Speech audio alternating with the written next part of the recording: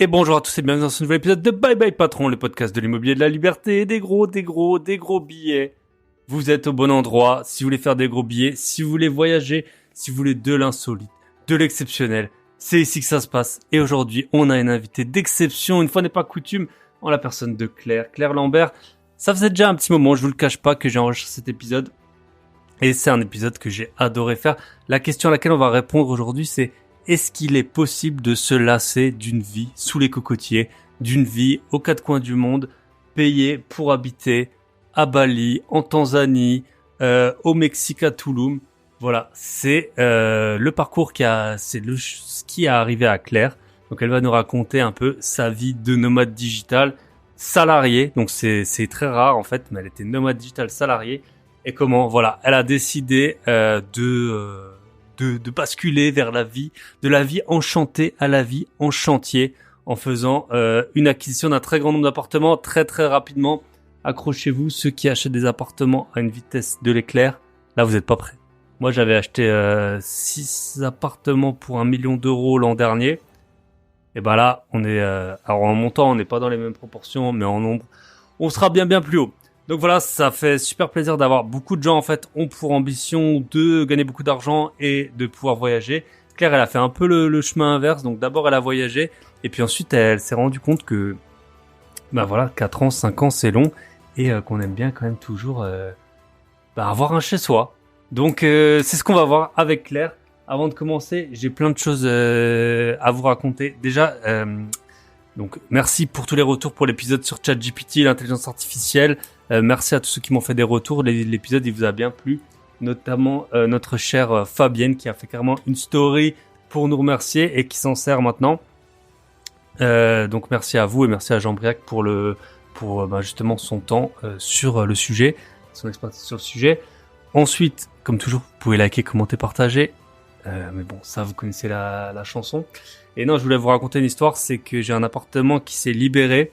Ça faisait 1 an que la locataire était dedans. Alors, premier point que je voulais vous dire, je crois que je vous l'ai pas dit la semaine dernière, c'est souvent on dit, oui, quand on fait des logements de qualité, il y a moins de turnover, blablabla. Je sais pas d'où ça sort. Moi, j'ai un appart, il est nickel. Et en fait, les gens, ils sont restés que 1 an. Pourquoi? Parce que ma première locataire, elle est partie pour habiter en Australie, donc tu peux avoir le meilleur appart que tu veux. Et la deuxième, là, elle partait dans le sud de la France, à Marseille. Elle m'a dit qu'elle était trop triste de quitter l'appartement, qu'il était trop bien et tout ça. Donc, ne croyez pas ce qu'on vous dit. Oui, si t'as un appartement de qualité. Alors, c'est sûr que si t'as un appartement tout pourri, dans un endroit qui craint, les gens, ils vont peut-être pas rester longtemps. Mais là, au final, j'ai eu 2 locataires en un peu moins de 3 ans. Donc, je trouve que c'est quand même un turnover qui est important. Mais bon, voilà. Et en fait, ce qui m'était arrivé, c'est que j'étais en voyage jusqu'au mercredi soir, donc il y a 10 jours, enfin il y a 2 semaines quand vous allez écouter le podcast. Et j'avais mis l'annonce le mercredi soir pour des visites le samedi. Je pensais que ce serait suffisant. Et en fait, le premier samedi, j'ai pas eu des locataires qui me convenaient, enfin des candidats qui me convenaient. Et donc, qu'est-ce que j'ai fait? Et c'est la première fois, je pense que ça m'est arrivé que j'ai pas trouvé de locataire en 1 semaine. Alors les agents immobiliers, enfin en une journée de visite. Les agents immobiliers, je pense qu'ils croiront jamais ce que j'ai dit parce que s'ils trouvent un locataire en moins de 3 mois, ils ouvrent le champagne. Mais normalement, moi, je mets une annonce et je fais les visites le samedi et je trouve un locataire. Là, en l'occurrence, j'avais des personnes intéressées, mais en fait, moi, je sais pas, je les sentais moyen. C'était pas horrible, mais je les sentais moyen. Et du coup, j'ai refait des visites samedi et j'ai trouvé un locataire pour lundi. Donc là, j'enregistre, on est le 30 avril. J'ai fait la visite le 29. Et le 1er mai, demain j'ai l'état des lieux d'entrée, remise des clés, tout ça. Donc je suis très très très content. Voilà, appartement loué, tous mes appartements sont loués. Et nouvelle expérience depuis la semaine dernière, donc depuis vendredi à 2 jours. En fait, je teste. Alors ce sera pas tout le temps, ce sera pas tout l'appartement, mais je teste. Vu que comme si vous me suivez, je suis pas souvent chez moi. Je vais tester de mettre en partie ma résidence principale en location courte durée. On va voir ce que ça donne, on va voir si ça me saoule ou non, mais bon, c'est de très loin mon appartement le plus cher, dans une zone qui est très tendue. Donc j'ai mis l'annonce vendredi, et là j'ai déjà eu plusieurs contacts et une réservation. Donc je vais tester. Si vous voulez que je vous tienne au courant de l'évolution de de ce test. Vous me direz si ça se passe bien. Je pense que ça pourra payer une énorme partie de mes vacances qui sont, après les frais de notaire, mon budget numéro 1 dans l'année. Donc voilà, c'est quand même pas non significatif. Hein. C'est le prix d'une petite voiture que je dépense chaque année en voyage. Donc voilà, test. Si vous voulez en savoir plus, si vous le faites et que vous avez des retours, n'hésitez pas à me contacter. Et donc, je pense qu'on a fait le tour. Donc cette location, l'autre location.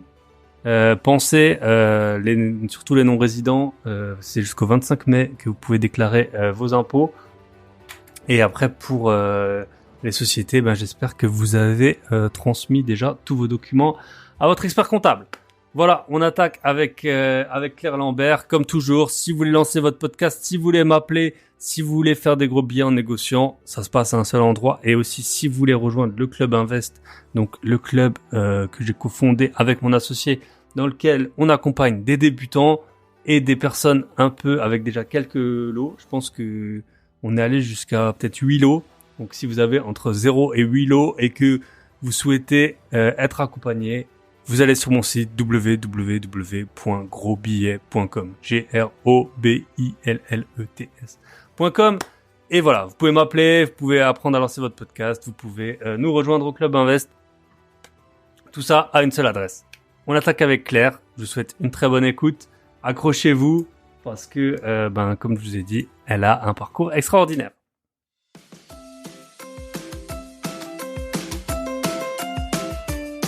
Et bonsoir à tous et bienvenue dans ce nouvel épisode de Bye Bye Patron. Et aujourd'hui, on est avec Claire. Salut Claire, Bonjour. Comment ça va? Salut, ça va et toi?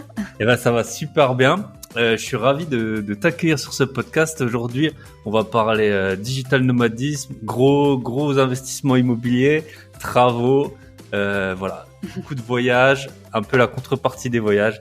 Est-ce que tu peux te présenter pour commencer l'épisode? Ouais, avec plaisir. Donc moi c'est Claire, j'ai 32 ans, j'habite à Chambéry. Enfin, je suis à moitié nomade mais originaire de Chambéry en Savoie.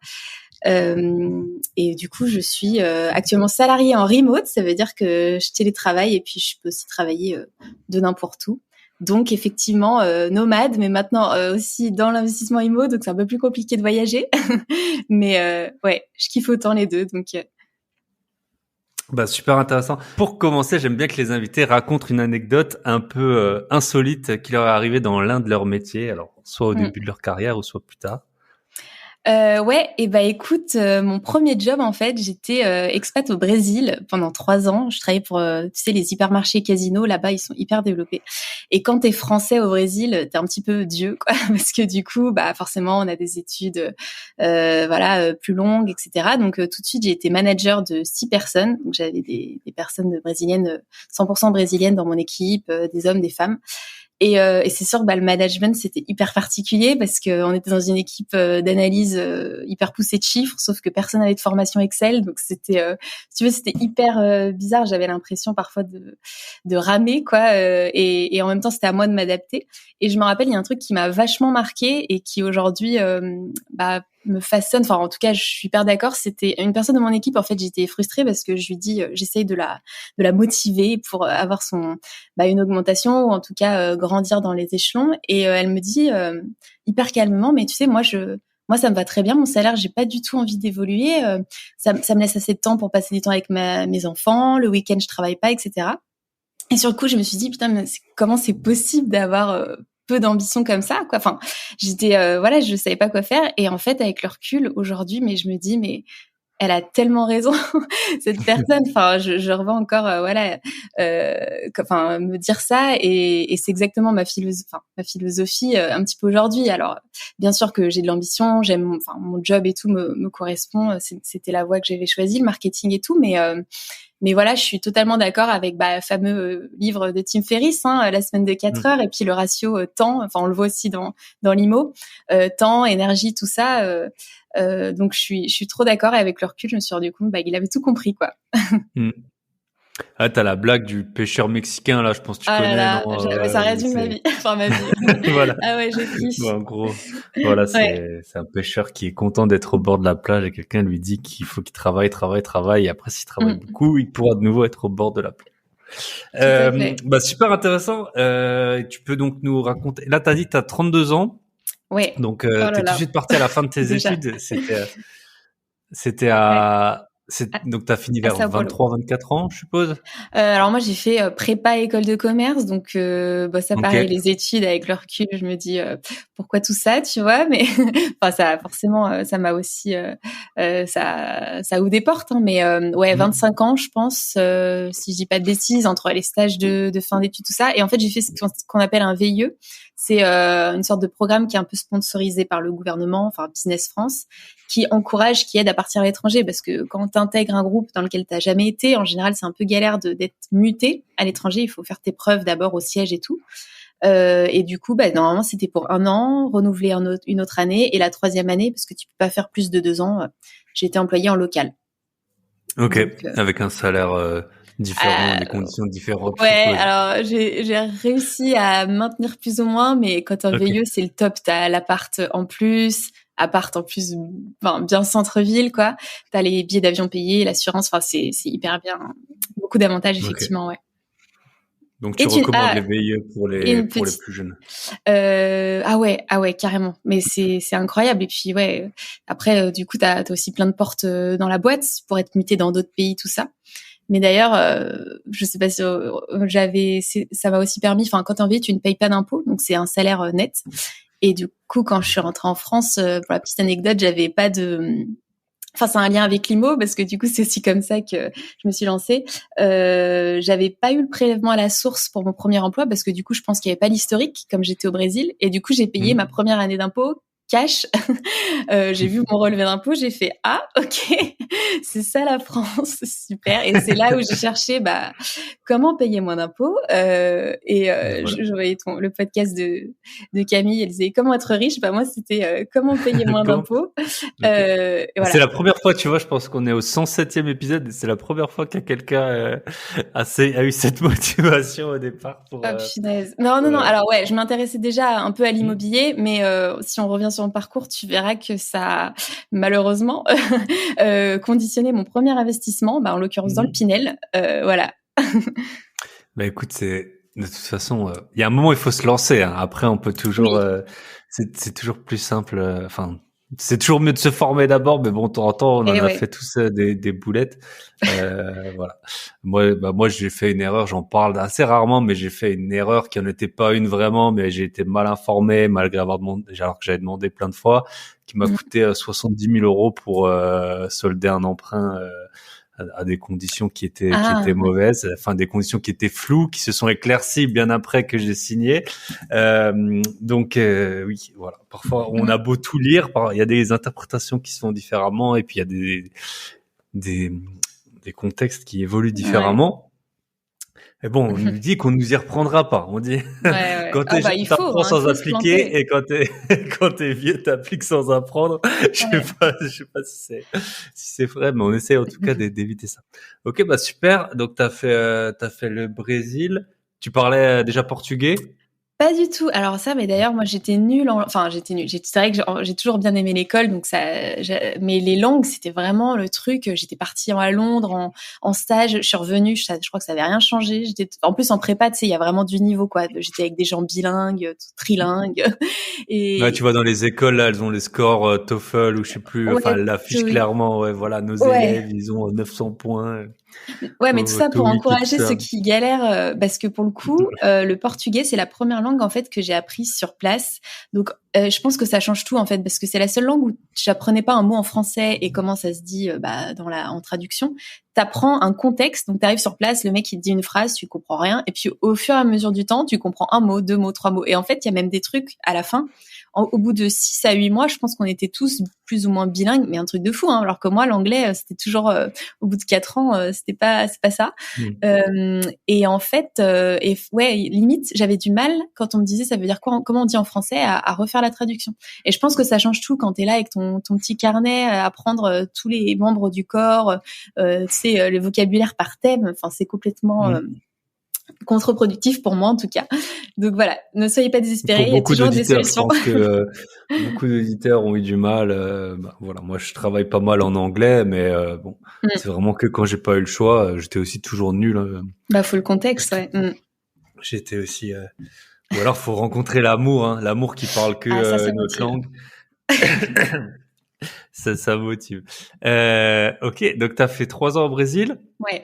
et ensuite, donc là, Et t'étais pas ensuite, digital nomade à cette époque-là. non voilà, ouais, j'étais T'étais juste expat. expatrié. D'ailleurs, honnêtement, expat, je sais même pas si je préférerais pas à digital nomade parce que quand t'es expat, t'as vraiment une adresse, t'as un numéro de téléphone local, enfin nomade parfois aussi, mais j'ai vraiment eu le temps de tisser des liens. Bah là, j'ai encore pas mal de contacts avec des Brésiliens et puis surtout, tu fais partie d'une entreprise. En plus de ça, en marketing, moi, j'avais vraiment, tu peux vraiment comprendre la culture et tout, enfin surtout dans les biens de consommation, tu vois. Alors que quand t'es digital Là, c'était nomade, dans des supermarchés hein, que tu travaillais ouais, pour un en fait, groupe de supermarchés. c'était hyper intéressant. Pour le coup, j'étais en gros catégorie manager un petit peu de tout le magasin. C'est-à-dire qu'en gros, t'imagines un magasin vide, un énorme casino, et tu te dis comment je peux faire le magasin idéal. Est-ce que tu commences par le Coca? Est-ce que tu commences par, je sais pas moi, les chips et tout? Et en fait, on faisait plein de sortes de modélisation, bah des tests Ok, tout simplement. Et tu intéressant. regardes, et ouais, en fait, tu te rends compte, c'est un mélange de psychologie humaine, à la fois aussi de le mec qui va mettre en rayon, il faut qu'il traverse pas le magasin parce que sinon son temps à la minute est chronométré, donc on perd en productivité, donc en rentabilité. Donc c'est un mélange entre les intérêts des commerciaux, les intérêts des marketeurs, tout. Et c'est complexe, je trouvais, parce que t'as aucun logiciel qui te sorte la bonne formule en fait. Mais j'ai trouvé ça hyper intéressant pour le coup. Et puis voilà, comme je te disais, c'est vrai que quand t'es français, enfin expat, t'as tout de suite plein de responsabilités dans ce genre d'entreprise. Donc ça paraît fou, hein, d'ailleurs, parce que les Brésiliens avaient des super idées, mais bon, c'était comme ça. Donc c'était un métier très stratégique. Et du coup, bah, au bout de 3 ans, voilà, j'avais fait un peu le tour. Alors ça peut paraître la fille blasée, mais c'est vrai que quand t'es allée 10 fois à Rio, tout ça, tu te dis bon, qu'est-ce que je vais découvrir d'autre? C'est bizarre, hein. Même moi, ça me paraît fou de se dire ça, mais voilà. Donc j'avais envie de revenir en Europe, mais toujours d'être ailleurs. Je vais la faire courte parce que sinon l'histoire va être super longue. Mais en gros, j'avais trouvé un poste en Espagne au moment pour réapprendre l'espagnol parce que j'avais complètement oublié mon espagnol avec le portugais. Je suis allée travailler, tu sais comment ça s'appelle déjà, Worldpacker, c'est trucs où une application, un site où tu vas travailler dans un hôtel en échange du logement, tout ça. Donc je faisais ça. J'étais réceptionniste et puis en échange j'étais logée, nourrie, tout ça. Et t'étais pas Et payé. j'étais pas payée, mais bon, c'était en plein été. Tu vois, je travaillais que le soir, la nuit. Enfin, c'était. Et en fait, ce logement, c'était un Et ça, co-living. c'était en Espagne ou c'était dans un pays C'était d'Amérique du en Sud? Espagne, ouais, parce qu'en fait, j'avais trouvé Ok. un job à Barcelone en CDI, voilà. Donc j'étais à 2 doigts d'accepter. Et je m'étais dit, bah, je vais essayer de reprendre mon espagnol. Cet hôtel, en fait, ça se transformait en co-living. Un co-living, en fait, c'est des hôtels qui sont réservés aux nomades digitaux. Et c'est là où j'ai découvert ce que c'était que les nomades digitaux. Et je disais, mais c'est qui ces mecs qui vont venir en Espagne en février? Et le propriétaire, il me dit, mais non, mais t'imagines pas, on est plein et tout, parce que les mecs, ils viennent du Canada, des États-Unis, ils peuvent surfer, là, en février, au Portugal, en Espagne.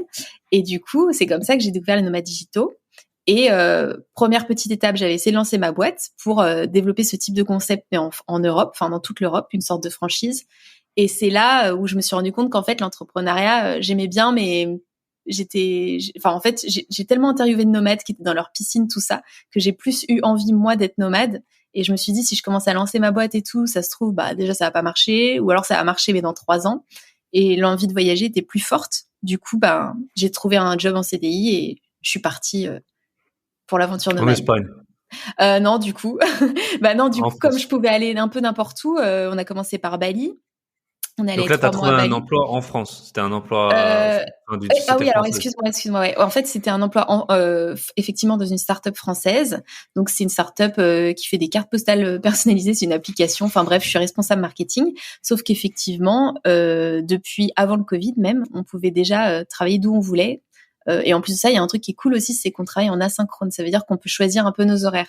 Donc si j'étais à Bali, je pouvais très bien travailler de 8h à 17h heure locale. Ou alors je m'adaptais à la France. Enfin, il y a vraiment pas d'obligation. Et ça, c'est trop bien, quoi. Ok. Très, très, très intéressant. Et ça fait Il y a 4 plusieurs ans, du coup. 4 ans, ouais. Tu vois, pour le coup, d'habitude, je me lasse très vite, mais là, Ouais. voilà, les conditions sont top. C'est ça, parfois on se cherche aussi un peu et c'est vrai que pour revenir sur le VIE, ça me rappelle une anecdote, c'est que j'avais une ancienne collègue dans une ancienne vie. Elle travaillait. Moi, j'ai une formation dans la finance et elle voulait absolument voyager. Enfin, t'as surtout 4 grosses sociétés qui sont connues dans l'audit et tout. Et elle voulait aller justement aux États-Unis ou en Australie, alors qu'elle était en Europe. Mais en fait, elle bossait super bien et donc aucun manager voulait la laisser partir et elle était dégoûtée. C'est pour ça qu'elle est partie au final de cet emploi parce que ceux qui n'étaient pas indispensables parce qu'ils ils faisaient juste le boulot qu'on leur demandait. Et ben eux, on les retenait pas. Ils pouvaient aller 6 mois à New York ou 1 an en Australie. Ah ouais. Et puis elle, on lui disait non, sur cette mission, on a trop besoin de toi. Tu peux pas partir et tout. Donc c'est vrai que le VIE, au moins, t'arrives directement dans dans le nouveau pays et puis t'as pas en fait parce que soit t'es trop nul, on va pas t'envoyer, c'est comme si c'était un peu quand même une gratification, ou soit t'es trop bon et on t'envoie pas non plus. Ah ouais, Donc autant aller directement postuler ou en tout cas via le VIE, c'est très intéressant. Donc ouais, t'as trouvé ce métier donc full remote. Tu cherchais en fait à la base, je suppose. Ah ouais. En fait, je me rappelle vraiment des entretiens que je passais téléphoniques pour essayer de comprendre les besoins. Comme je voulais monter ma boîte, j'avais intégré un incubateur aussi. Enfin, c'était un petit programme. Et je me suis dit, oh là, mais c'est trop bien cette vie et tout. Et du coup, j'ai cherché, j'ai trouvé mon job sur LinkedIn. Alors, honnêtement, j'ai eu beaucoup de chance parce que même aujourd'hui, parce qu'on a fait un podcast aussi sur le nomadisme digital, tout ça, où on essaie d'aider les gens. Donc, des fois, je regardais des offres et c'est vrai que c'est un peu plus compliqué de vraiment trouver des entreprises en remote, mais il y en a quand même beaucoup, beaucoup. Hein. Ça, pour le coup, je prêcherais toujours ça. Et encore plus avec le Covid. Moi, à l'époque, il n'y avait pas eu le Covid. Donc, c'était télétravail, c'était encore un truc un peu... pas trop courant. Et effectivement, en 3 semaines, j'ai trouvé sur LinkedIn, il y avait marqué vraiment littéralement sur l'offre le monde est ton bureau. Voilà. Ouais, trop bien. Trop bien. Et ouais, parce qu'en plus, tu as à la fois le télétravail et en plus le fait que ce soit asynchrone. C'est vrai que c'est pas adapté à tous les métiers. Hein. Il y a des métiers, typiquement, si tu dois répondre à des clients, je sais pas si t'es dans une hotline de Apple ou un truc comme ça, j'en sais rien. Voilà, les clients, ils t'appellent à des heures, ils t'appellent pas la nuit, quoi. C'est vrai qu'il faut la conjonction. Mais souvent, c'est comme ça, hein, c'est comme dans beaucoup de choses dans la vie, hein, trouver son conjoint et tout. Quand tu fais un peu la somme des possibilités de te rater à une soirée où t'avais pas envie d'aller ou je sais pas, voilà, le boulot idéal, c'est peut-être pas fait. Donc donc tu peux nous raconter, ça fait 4 ans. Et t'as pas mal bougé. Je suppose que le soleil j'ai eu un invité il y a très longtemps, Quentin Randis, il a un podcast Biceps and Mindset et il vient de Chambéry et c'est toujours un gros sujet. Il a vécu à New York, à Valence, et puis le climat de Chambéry lui convient moyennement visiblement parce que là il est rentré. De ce que j'ai suivi, il était rentré et puis il regarde comment repartir, quoi. Ok, donc 4 ans de nomadisme digital. Donc je suppose que t'es pas resté à Chambéry à 100%. Non, pas vraiment. Ouais. En plus de ça, du coup, j'ai rencontré mon copain il y a à peu près 4 ans aussi, et puis lui aussi il était en reconversion à ce moment-là. Donc lui il est passé par pas mal il a un peu tout testé. Au début, il voulait pareil lancer sa boîte. Ensuite, il a été salarié comme moi, sauf qu'il a dû négocier le télétravail parce que c'était pas une boîte trop faite pour le remote à la base. Donc avec le Covid, ça a facilité. Ensuite, il s'est mis en freelance. Enfin voilà, il a un peu tout testé. C'est les 3 options d'ailleurs quand on veut être nomade. Hein. On peut être salarié, on peut être entrepreneur, freelance. Le plus courant étant le freelance puisque tu vends tes services. Donc forcément, déjà par définition, tu vas pas normalement chez le client. Voilà, donc on a fait 3 mois à Bali. Après, on a fait des destinations plus courtes, Jordanie, la Grèce. Ça dépend aussi du prix. Hein. C'est sûr qu'à Santorin, on n'est pas resté, on n'a pas resté 3 mois. Puis bon, il n'y a pas non plus autant de choses à faire, mais on aime bien 3 mois, c'est bien parce que on essaye quand même aussi. C'est une des raisons aussi. Qui fait que je suis revenue du Brésil, d'être là pour les événements. T'as toujours des naissances, des baptêmes, des mariages. Donc voilà, je me suis dit, faut aussi que je profite de cette chance de pouvoir voyager quand je veux, pour être là au moment important. Et au Brésil, mine de rien, c'est le petit désavantage quand t'es expat loin, c'est que dès que tu veux rentrer en France, il faut que tu poses des vacances, tout ça. Et puis t'as le billet d'avion, quoi. Tu vas pas C'est revenir cher, tous les 3 c'est mois, quoi. long. Voilà. Donc J'ai pris un billet pour le Brésil récemment. Je confirme, c'était je cher. sais plus les prix. Ah ouais, parce que ça dépend. En tout cas, en fait, maintenant, en tout cas, en ce moment, l'avion, c'est cher pour aller partout, hein. C'est Oui, un oui, truc, ouais. c'est Bon, le quasiment, carnaval aussi, hein, c'est en plein dans le oui, mois. oui, bon, ça, non, mais j'ai un peu regardé, l'Asie, enfin, c'est vraiment, en tout cas, après, on avait entre guillemets, la chance avec le Covid, qu'il y avait moins de gens qui voyageaient, etc. Ça limitait aussi fortement, Mm. les prix, mais là, je Ouais. paye le même prix un vol Rio-Buenos Aires que un Paris New York il y a Ouais. quelques années. Donc Ah alors que non, c'est c'est sûr. deux fois plus deux fois plus. Ouais, donc on en était. Donc, Donc tu rentrais 3 mois. C'est vrai que c'est un bon rythme parce que je pense que si tu fais moins. En plus, tu mm, travailles, forcément, tu travailles en même temps, c'est donc ça. tu peux pas visiter non plus chaque jour et faire 5 heures de voiture. Mm. Et puis après, au bout d'un moment, c'est épuisant, je pense. Enfin, si c'est trop court. Ouais. Tu peux peut-être nous raconter comment tu t'organises, comment est-ce qu'on s'installe 3 mois Mm. dans un endroit. Est-ce que t'as qu'un seul lieu, je suppose que ça a été variable, mais t'as qu'un seul lieu de vie. Enfin, Ouais. on cherche quand même toujours un peu des habitudes. Ceux qui font du sport, une salle de sport, ceux qui font Mm. un instrument ou de la danse, ou je sais pas. Comment on Ouais. s'organise une vie comme ça sur 3 mois? Effectivement, au début, on était. Alors à Bali, par exemple, on a fait plusieurs villes. On a dû changer. Je crois qu'on changeait à peu près toutes les 2 semaines de logement, ou même des fois toutes les semaines. On était vraiment. Alors déjà, même au sein de la même ville, on aimait bien changer d'hôtel parce que bon, en plus vu les prix, c'est rien. C'est T'as des super réductions si tu restes un mois ou plusieurs semaines, sans négocier forcément. Sur Airbnb, elle s'affiche automatiquement tout ça. Mais bon, les prix sont tellement peu chers qu'on se disait, nous, en fait, on va se faire notre petit kiff, on va tester plein d'hôtels dans la même ville. Mais effectivement, avec le recul, on l'a fait par exemple au Mexique, on est resté beaucoup plus longtemps parce que c'est très fatigant. À chaque fois, il faut déballer ses affaires, tout ça. Et puis on préfère, on prend toujours on essaye idéalement des appartes. Déjà, il faut forcément avoir alors ça dépend les pays, mais au Mexique par exemple, les restos c'est pas si donné que ça. Puis bon, c'est moins varié, donc on voulait toujours avoir une kitchenette pour cuisiner. Donc on était vraiment en mode appart et tout, et puis tu gagnes tellement de temps. Ce qui est cool à Bali, effectivement, t'arrives, tu loues ton scooter, tu prends ton petit appart. Mon copain, il fait beaucoup de sport, donc moi du coup je m'y mets quand je suis à l'étranger. Je sais pas si ça me motive le soleil et tout, mais sinon ouais, j'en fais moins. Mais du coup on prenait la salle de sport, puis après t'as tes petits restos, tout ça. Donc ça c'est vraiment top. Et d'ailleurs là on devait partir en Thaïlande 3 mois c'était quoi, en 2022, et j'ai eu le Covid, donc finalement on a annulé. On s'était dit qu'on repartirait, mais finalement, notamment avec ce projet immobilier, moi ça me rassurait d'être en France, et puis je sais pas, finalement on est parti en Grèce. On s'est dit ce sera pour une prochaine fois.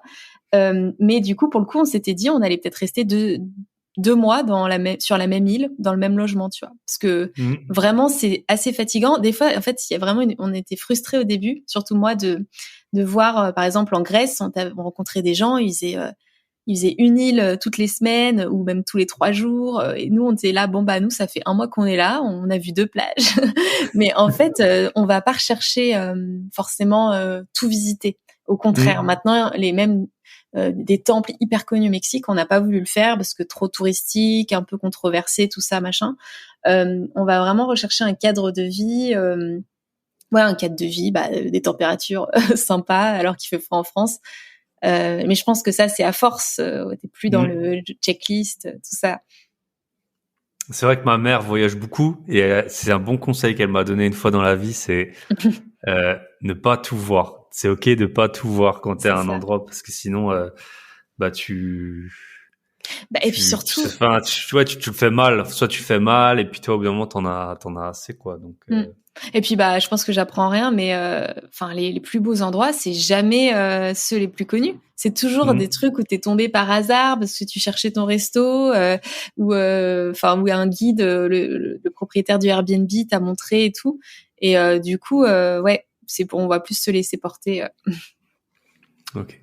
Et après, le gros avantage que vous avez quand même, enfin, entre guillemets, c'est que vous êtes à deux. Si t'es avec ton Ouais. copain conjoint, t'es pas perdu, entre guillemets. Enfin, par rapport aux autres freelances, c'est vrai que j'en ai eu un, et puis je suis Bertrand qui achète des sites internet, là, qui voyage depuis 12 ans.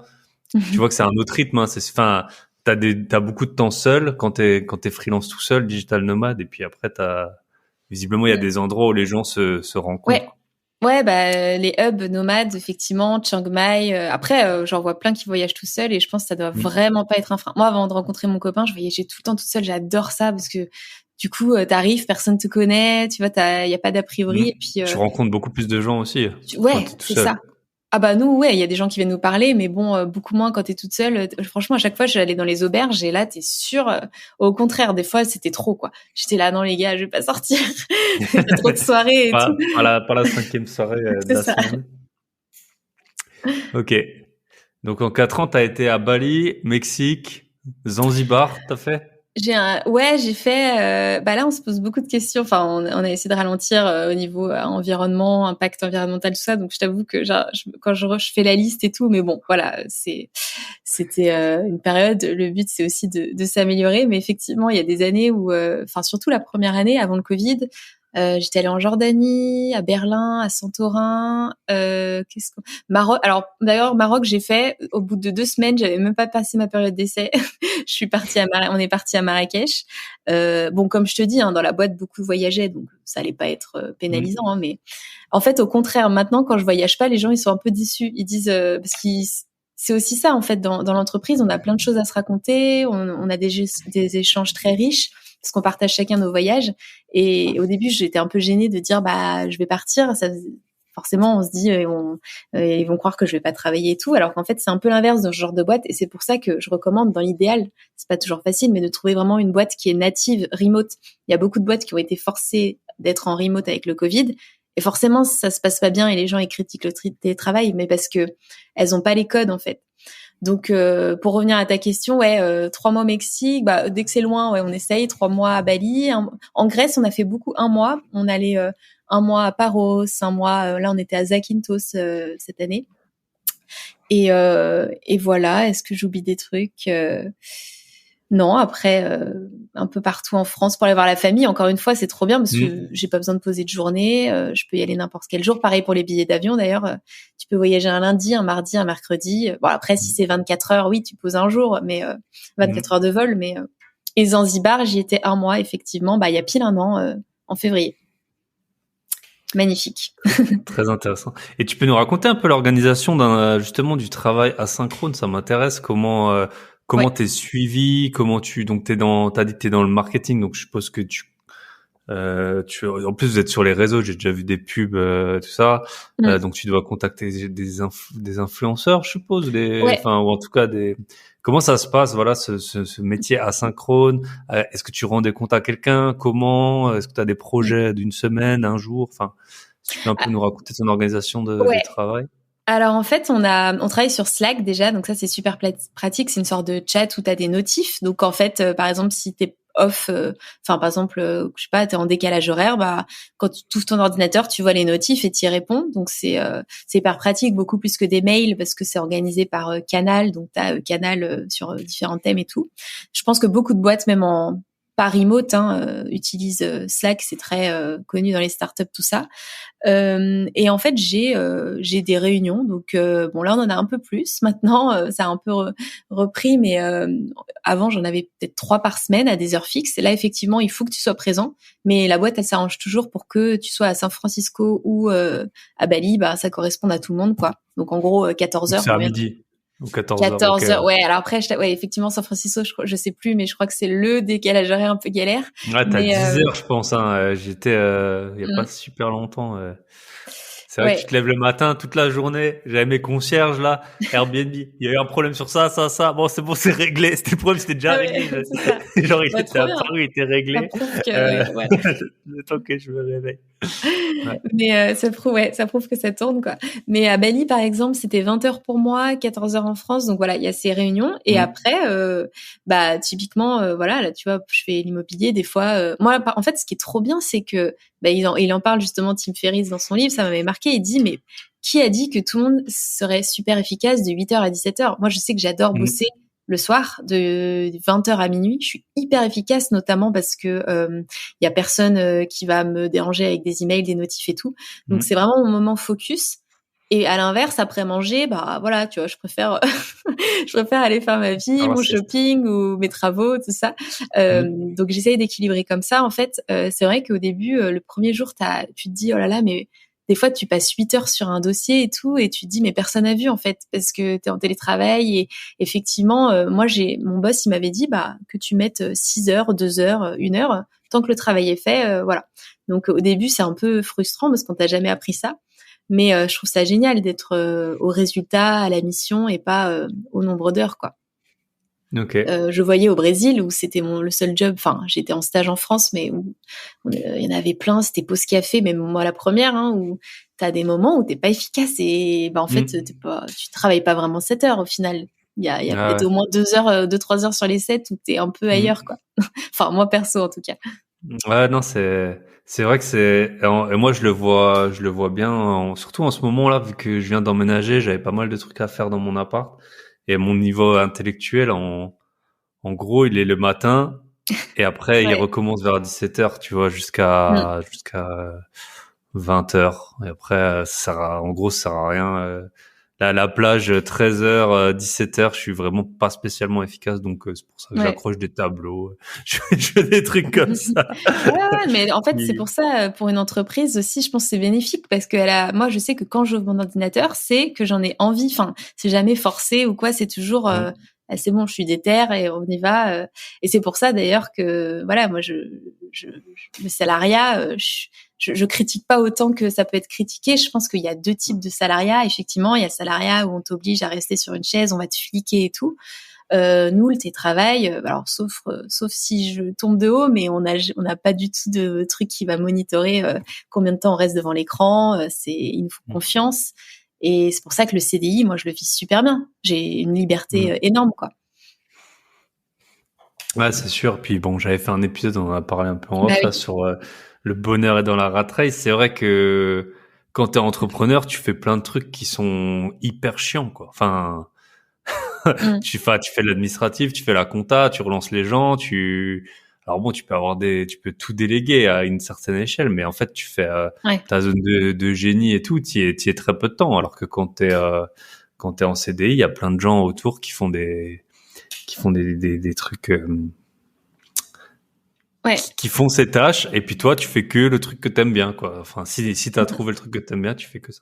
Ouais, et puis, moi, je sais qu'il y a un moment où j'étais en CDI, j'avais un peu de temps, je faisais du freelancing à côté. Après, il y avait notre podcast. Alors, c'était pas une source de revenus, mais c'est un petit peu entrepreneurial ou alors je réfléchissais à des projets. En fait, tu peux faire les 3, mais voilà, il y avait cette sécurité du salariat et puis même, j'étais épanouie, j'avais une équipe et tout.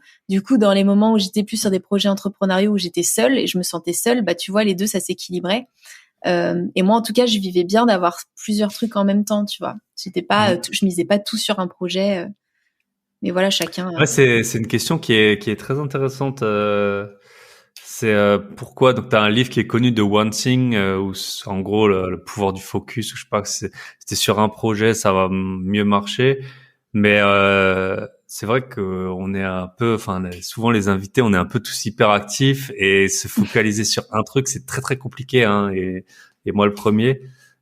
Donc parfois aussi on diversifie nos activités juste par envie, non pas pour mieux réussir ou pour gagner plus d'argent. C'est juste que il y a des choses qui nous font envie ou non.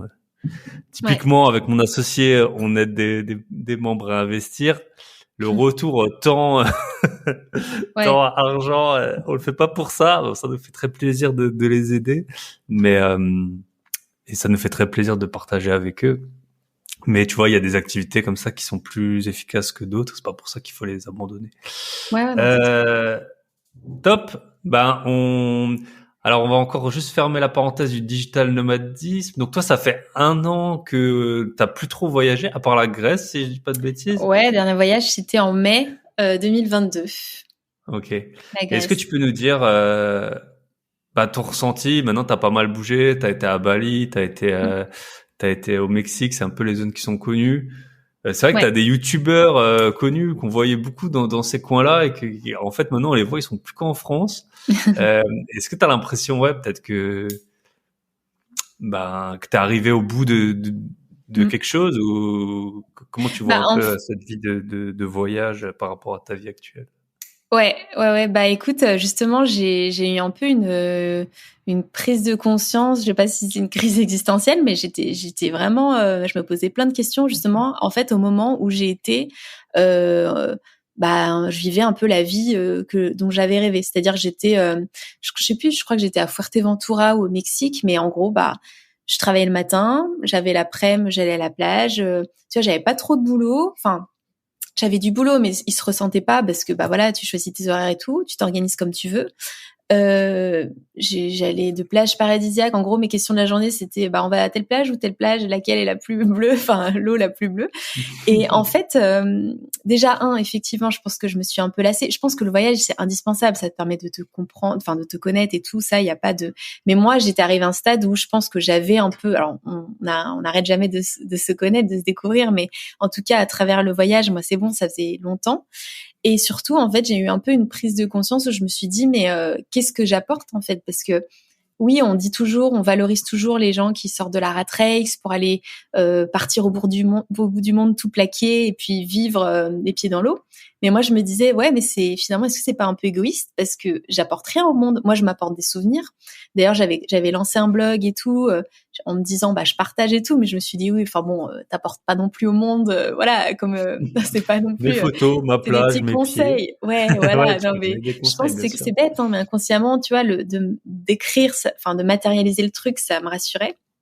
Puis bon, j'aime bien aussi rédiger tout ça, mais et en fait ça plus effectivement le fait que je me suis lassée, je pense vraiment j'ai un peu tout remis en question. Enfin en tout cas, je ressentais plus. Je me disais, alors j'ai eu plein de réflexions. Est-ce que je peux pas voyager en étant utile, en me mettant dans l'humanitaire, à chaque fois faire un voyage avec un but précis. Mais voilà, en fait, l'immobilier, d'ailleurs, il y a non seulement j'avais jamais investi, mais aussi on n'avait pas de chez nous. Donc, si tu veux, comme quand t'es nomade, t'as vraiment, t'as pas de base en fait. Je sais pas comment expliquer. À la limite, même si t'es locataire en France et que t'as pas de bien à toi, bah t'as quand même un endroit où mettre tes affaires, c'est concret, tu vois. Mmh. Mais T'as une pas adresse où tu peux d'enfant, mettre tes voilà. trucs, enfin, voilà. Ouais, et je pense que ça m'a fait un peu vite, mais surtout voilà le fait de me dire, ben je me crée des souvenirs à moi, mais j'avais ce besoin de créer enfin, de créer un truc un peu plus utile ou dans ma vie quoi, tout simplement, que ce soit concret, qui reste quoi. Mmh. C'est assez intéressant comme réflexion, et puis c'est vrai que en plus, alors je sais pas comment je vais le dire, je vais sûrement mal le dire, mais je vais quand même, tu vois, parce que j'en parlais hier avec quelqu'un d'autre. T'as voyagé beaucoup en plus avec ton conjoint, et tu te dis, si un jour tu te enfin, je vous le souhaite pas du tout, hein, mais si un jour tu te sépares, ça ferait quand même comme un peu une sorte de trou. Enfin, en tout cas, moi, Mm. j'ai après avoir parlé avec plusieurs personnes sur ce sujet. Enfin, vos souvenirs sont forcément liés, et puis si un jour, bah Ouais. voilà, tu te sépares, que c'est un peu triste ou quoi, tu te dis ouais. Bah, après, t'as bien vécu, puis on grandit en voyageant, et on grandit beaucoup pendant les ruptures, hein. Oula. Non, mais voilà, on apprend à se découvrir un peu dans l'adversité aussi, mais très intéressant. Et donc, donc tu t'as décidé d'investir en immobilier. Bah, il était temps. Ouais. 30 minutes de podcast. Il était temps. Ouais, bah à vrai dire, en fait, je me suis intéressée à l'immobilier en 2019, je me rappelle, parce que j'avais, bah pour la première fois, d'ailleurs c'est marrant, ça c'est un peu un mythe du nomadisme digital. Tout le monde me dit mais t'as trop d'argent pour voyager, comment tu fais pour être toujours à Bali, à machin et tout. Et moi, il y a un truc que les nomades digitaux disent souvent, enfin ou en tout cas les expats, c'est justement je vais vivre à Bali parce qu'en France c'est trop cher, et c'est un peu Ouais. ça, enfin dans le sens où c'était pas la raison, mais en fait j'ai jamais autant mis de côté que quand je vivais à Bali, où même si tu payes les billets d'avion, bah ils sont amortis et la vie là-bas coûte moins cher. Après moi je suis très très peu dépensière, enfin j'ai toujours été hyper économe, tout ça, j'aime pas trop m'acheter des fringues et tout, donc voilà, je voulais toujours épargner et puis à un moment je me suis dit bah OK, j'ai de l'épargne, je vais peut-être en faire quelque chose quoi. Donc c'est là où je me suis intéressée à l'ancien, et puis justement en 2019, puis justement je me suis dit ouais laisse tomber, c'est trop compliqué. Et puis bon, à l'époque, j'avais je sais pas combien de croyances limitantes, tout le monde qui me parlait de la chaudière qui allait péter quand j'étais à l'étranger, comment j'allais faire et tout. Donc j'avais Ça arrive, ça m'est arrivé. ouais, mais bon, tu vois, avec le recul, je me dis L'important, c'est que le locataire c'est que n'ait pas ça. votre numéro. Mais ouais, c'est ça. Non, mais et du coup, ouais, voilà, j'avais un petit peu mis de côté, mais c'est venu, voilà, par rapport à, je me suis dit comment placer mon argent. Ensuite, ces fameux impôts qui sont tombés. Et là, parce que voilà, j'avais pas été prélevée à la source. Et là, c'était pendant le Covid, et j'ai commencé à chercher comment payer mon impôt. Et je suis tombée sur plein d'options, dont le Pinel. Et là, il y a un conseiller en gestion de patrimoine. Il est venu 3 fois chez moi. Pendant le Covid en fait, et il m'a présenté des projets et tout, et puis à l'époque ça me rassurait, je me suis dit mais c'est trop bien, clé en main, rien à faire, je peux partir à Bali l'esprit tranquille. Et du coup de fil en aiguille, j'ai investi donc en Pinel vers chez moi, vers Chambéry. Pour le coup, au début, me présenter des projets à l'autre bout de la France, mais bon, au moins ça, voilà, j'ai pu m'y Au moins, rendre. Et puis, t'as vu l'endroit. ouais, j'ai vu, et puis du coup j'avais la gestion du bien.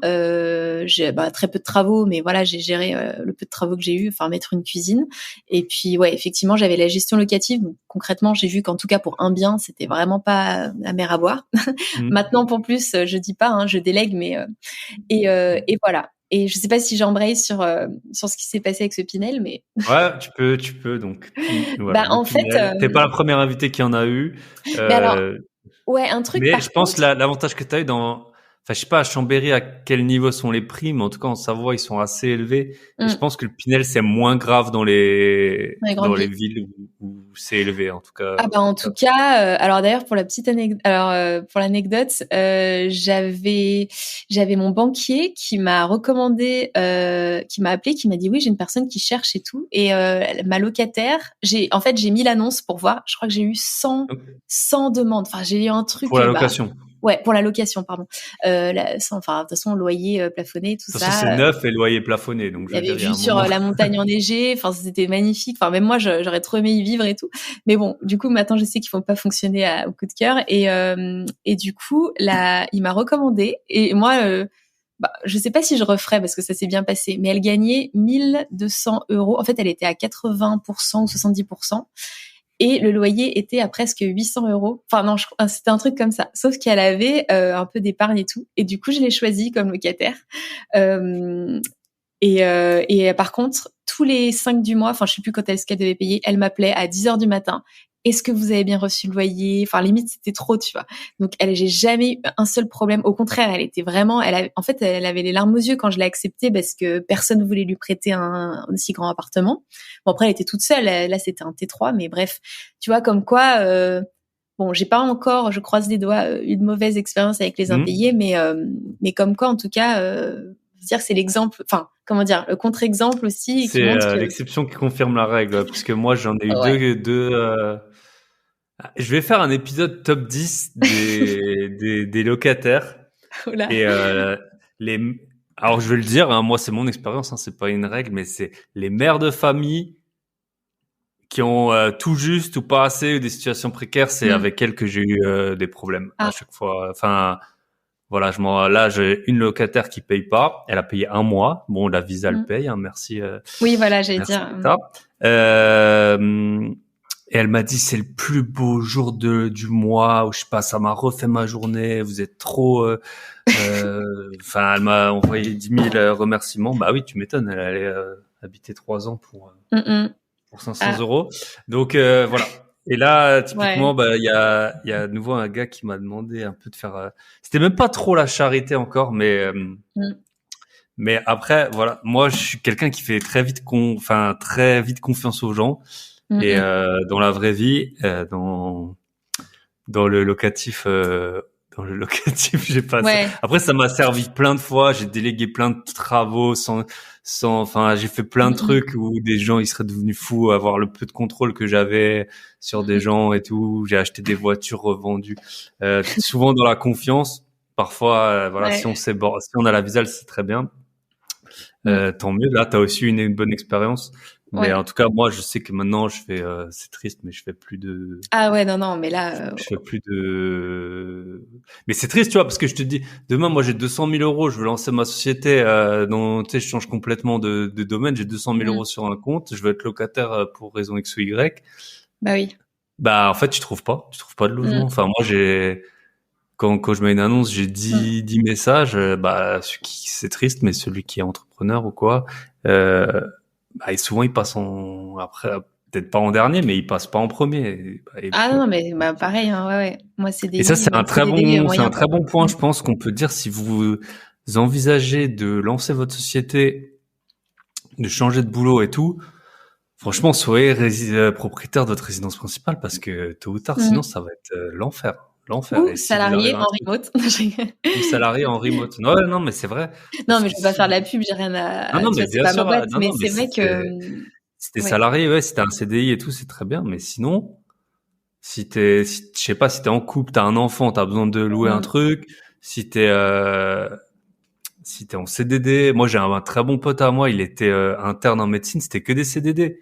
Et il mm. trouvait pas de logement. Il trouvait pas de logement. Personne voulait de lui. Il disait, bah, vous Ah avez des ouais. CDD de 6 mois. Alors qu'il avait déjà un bac plus 8 ou plus 9. Mm, mm. Donc voilà, être propriétaire de ça, je dis ça parce que je viens d'acheter une résidence principale, je sais pas combien de temps je la garderai, mais c'est vrai que ça te donne quand même une sécurité. Tu te dis, voilà, surtout quand tu as de l'épargne, tu te dis quoi qu'il arrive, j'arriverai à rembourser, alors que sinon, ben déménagement, événement de la vie, tu as besoin de bouger, Mm. t'es pas sûr de pouvoir te reloger. Ouais, ouais, ouais, c'est sûr. Mais ouais, du coup, bah écoute, cette locataire. En fait, il y a un truc quand même à l'époque, c'est que quand j'ai investi en Pinel, moi, j'étais pas du tout passionnée par l'immobilier. Pour moi, c'était juste un placement. En gros, c'était livret A ou Pinel ou rien, quoi. Hmm. Enfin, ou livret épargne, bref. Et en fait, je m'étais pas du tout mise dans l'optique. J'en achète 2, même 3. Enfin voilà. Et en fait, c'est une fois que j'ai commencé à faire ça, je me suis dit ah mais c'est cool et tout. Et je me suis dit bon bah je vais mettre une locataire. Et ensuite, je passerai au deuxième. Donc, je vais à la locataire. Donc, 1 semaine, 2 semaines après, je fais, c'est bon, ça, c'est, voilà, plié. Et là, j'ai commencé à contacter des chasseurs IMO et tout. Et puis là, il y en a un qui me dit, bon, bah, on va calculer ton taux d'endettement. Je fais, taux de quoi? Enfin, j'avais à peu près vu, mais en fait, moi, je me suis dit, bon, bah, je sors 400 € de ma poche, j'épargne beaucoup de plus, donc c'est bon, il me reste de l'argent, la banque, elle va rien dire. Moi, j'étais encore en mode calcul du différentiel, enfin, en tout cas, reste à vivre et tout. Et il me dit, non, mais là, en fait, t'es déjà, je sais plus, je devais être à 30%, c'est chaud, quoi. Et c'est là où je me suis dit, non, mais la cata, parce qu'en fait, je commençais à me passionner. En plus, j'avais tous ces trucs où voyage, ça commençait, voilà, ça m'apportait pas pareil et tout, moins d'adrénaline. Je m'étais enfin trouvé une passion de ouf.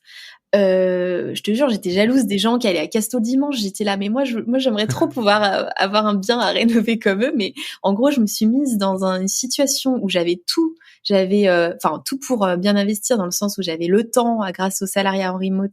J'avais de l'épargne, j'avais Les enfin compétences, bref, enfin le les CDI, connaissances, en tout cas ouais, théoriques. et puis surtout le CDI depuis 3 ans. Enfin voilà, la banque. Et en fait, j'étais allée dans le truc le moins rentable et le taux de rendement machin. Donc grosse C'était période. combien l'appartement, tu peux nous dire? Ah ouais, ouais, je l'ai acheté 230, je crois, et je l'ai 235, je sais plus. Ah ben non, j'ai pas de payer. En fait, j'ai eu la chance, j'ai pas payé de frais de notaire. Ça, c'est une amie qui m'a conseillé ça. J'ai payé 0%. En fait, ils étaient à 2,5, je crois, dans le neuf, et tu peux même les négocier. Donc ils m'ont fait cadeau des frais de notaire et je l'ai revendu 265. Sauf que du Donc, coup, quand tu le revends, ils estiment que tu as payé des frais de notaire. Donc en gros, j'ai pas payé d'imposition sur la plus-value. Bref, tu vois, ok. entre les frais d'agence, les machins. Donc, je sais plus, on devait être à, ouais, enfin, amortissement, je sais plus, c'était 230 ou 235. J'avais calculé à peu près 25 000 de plus-value plus l'amortissement, enfin, le loyer qui était rentré. Ok. Et Donc en fait, ouais, au bout de un peu quelques plus de mois, tu 30 t'es dit, 000. je suis trop endetté, il faut que je vende l'appartement et tu l'as mis en vente, Alors, c'est ça? pendant un mois, j'ai eu un gros moment de c'est bon, c'est fini, l'immobilier. C'est pour ça aussi que je parle beaucoup, enfin, 16 apparts et tout en un an, tu vois, je me suis dit, putain, je vais pas faire prétentieux, mais c'est vraiment, j'étais en mode pour rebondir et repartir sur ces apparts, je vais mettre 10 ans. Je me suis dit, je me suis mise dans un truc catastrophe parce que du coup, il faut que j'attende que la locataire, elle parte pour le revendre. D'ailleurs, je lui avais même un peu fait comprendre que si elle voulait, je lui donnais de l'argent pour qu'elle parte, pour que je puisse revendre le bien. Finalement, j'ai trouvé un couple de retraités qui voulaient un appart, ça ne le dérangeait pas qu'il soit loué, donc qui a acheté le Pinel. Et voilà. Et du coup, je me suis remotivée. Je me suis dit, vas-y, je le vends. Au pire, d'ailleurs, je m'étais dit, tant pis si je le revends à perte, même si je perds 10 000 euros, je veux m'en débarrasser. Je repars à zéro d'endettement. Et ça y est, j'achète un immeuble et tout. Effectivement, entre-temps, je me forme. Donc là, je comprends que effectivement, Chambéry, c'est cher. Il faut s'éloigner un petit peu. Il faut aller chercher de la coloc, du Airbnb, enfin des immeubles pour que ça soit rentable. Parce que tu sais, moi, j'étais sur le schéma classique, T2, plein centre-ville de Chambéry. Enfin, mais bon, la rente à 10%, tu l'as pas comme ça. Et là, du Tu l'as, mais en coup, 2 ans ou en 3 ans. ouais, voilà. C'est ça, ouais.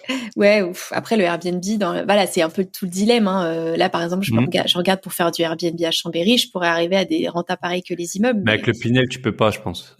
Ah oui, pas le faire Pinel, non, c'est mort, ouais. Ah oui, non, le Pinel, oui, on oublie, ouais. Après, voilà, ouais, le Pinel, bon, bref. Et du coup, combien de temps t'as revendu l'appart? Franchement, je crois que c'était 7 mois. 7 mois entre le moment où j'ai vraiment eu les clés, où elle a emménagé, plus ou moins. Le temps de faire le compromis, tout ça. Donc, entre-temps, j'avais recherché des biens. Donc là, à peu près au même moment où j'ai revendu, j'ai aussi signé un acte authentique pour la vente d'un T3 pour faire de la coloc. Donc, j'ai transformé en T4. Des galères de travaux. Alors là, par exemple, tu vois, les travaux, j'ai un peu tout eu. J'ai pas encore trop d'avis sur la question. Première cuisine en Pinel, je prends un artisan, micro-entreprise, site internet, photo Facebook recommandé, tout ça. Le mec m'avait fait une fausse facture. Donc, en fait, son entreprise était radiée. Ça, j'avais pas regardé. Donc, il m'avait posé la cuisine n'importe comment j'ai eu la chance, je l'avais pas payé. J'avais rien payé. Par contre, du coup, il m'avait déglingué des portes de cuisine et tout. Donc, j'ai dû reprendre quelqu'un et repayer quelques portes de cuisine pour le remettre. Mais tu vois, j'étais un peu traumatisée des artisans. C'était ma première expérience. Deuxième expérience, j'ai pris l'entreprise tout corps d'état, truc bien, chef de chantier, machin, pareil, 4 mois de retard, l'entreprise, pareil, dans mon malheur, j'ai pas payé la fin et en fait, l'entreprise a fait faillite juste après qu'ils aient terminé les travaux. Mais du coup, bon, j'aurais préféré qu'ils les payaient, je crois qu'on parlait de 2 000 euros et qu'ils terminent plus tôt. Enfin bref, c'était, voilà. Et là, du coup, j'essaye de faire le max de travaux et je pense que tu sauras mieux dire les bons conseils des artisans, mais je trouve que ce qui fonctionne le mieux, c'est les micro-entrepreneurs, idéalement à la retraite, tu vois, qui font ça à côté, quoi, qui n'ont pas des gros chantiers, qui sont assez dispo. Et j'essaie de faire le max parce que déjà j'adore ça. Je me suis rendu compte que je kiffais trop, c'était hyper satisfaisant. Mais même en fait, il y a des artisans, ils sont pas dispo avant 5 mois. Bon, ils sont souvent très chers, mais même au-delà de ça, il y a de la dispo, quoi. Et puis en fait, ça me prend tellement de temps de les relancer parfois et tout que des fois je me suis dit je fais moi-même. Mais c'est surtout que j'adore ça en fait. Je sais pas si toi tu fais tes travaux. Alors c'est assez intéressant tout ce que tu dis en fait parce que parfois moi j'ai eu pas mal d'appartements avec un associé et parfois on a, notamment c'était un de nos premiers chantiers, on avait un artisan et on l'a toujours, hein, et franchement on en est plutôt content. En fait, son devis c'était la moitié du prix des 2 autres qu'on avait eu. C'est simple, c'était. Et en fait le gars il était un peu genre, tu sais, il nous avait fait un devis. Et donc nous on le signait et lui aussi il signait parce que c'était l'idée, pas qu'ils te disent après non en fait le devis sur lequel on s'était mis d'accord c'était pas celui-là et tout. Et le gars il tardait à le faire et tout et puis mon pote il pétait un plomb et après au bout d'un moment on a eu parfois des petits suppléments. Voilà, le gars il a vu des trucs, il a dit je vous fais un coffrage pour des tuyaux et tout. Et je lui dis mais lui au moins c'était sûr qu'il était pas cher après le boulot et il bosse plutôt bien quoi. Mais après tu peux pas lui demander d'avoir, quand il coûte la moitié du prix, d'avoir une secrétaire pour relancer les trucs. Et au moins t'es sûr que c'est pas cher. Alors que les autres t'es sûr que c'était cher et le reste t'as toujours pas de garantie. C'est ça. Et pareil, il y en avait, c'était des mois, c'était du 8-9 mois. Donc souvent je contacte aussi des gars comme ça un peu, surtout pour des petits trucs, des micro-entrepreneurs ou des... Ah ouais, sinon il y a Lidl, Palo Voisin, tout ça. Ouais, voilà, des trucs comme ça. Franchement, c'est bien utile. Et moi, j'ai pas mal j'ai beaucoup de biens en gestion locative. Et mon gestionnaire, il a un peu voilà, il te propose des hommes à tout faire. Donc, en fait, ça, c'est un peu la gestion locative, c'est quand même cher, hein, faut dire ce qu'il y a, hein, ça coûte dans les 7% TTC. Et, en tout cas, pour moi, après, ça dépend des gens. Mais, tu vois, rien le gars, il te donne un bon gars comme ça sur un chantier à 15 000 euros.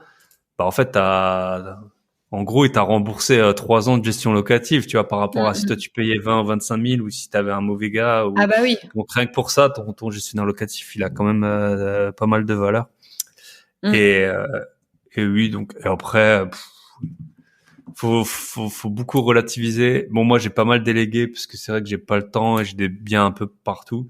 Mais là, pour mon appart, typiquement ma RP, là, j'ai fait pas mal de trucs moi-même.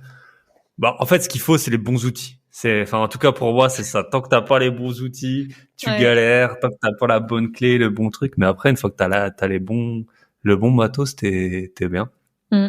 Et c'est vrai Ah que c'est bah très là, les allers-retours satisfaisant. à Casto, je connais. Hein. Ouais, ouais, c'est ça. Et ça, c'est aussi un élément clé. Et tu vois, parce que Ouais. quand t'as des devis des artisans, tu te dis non, mais franchement, il abuse, il mettra jamais autant de temps à faire ça.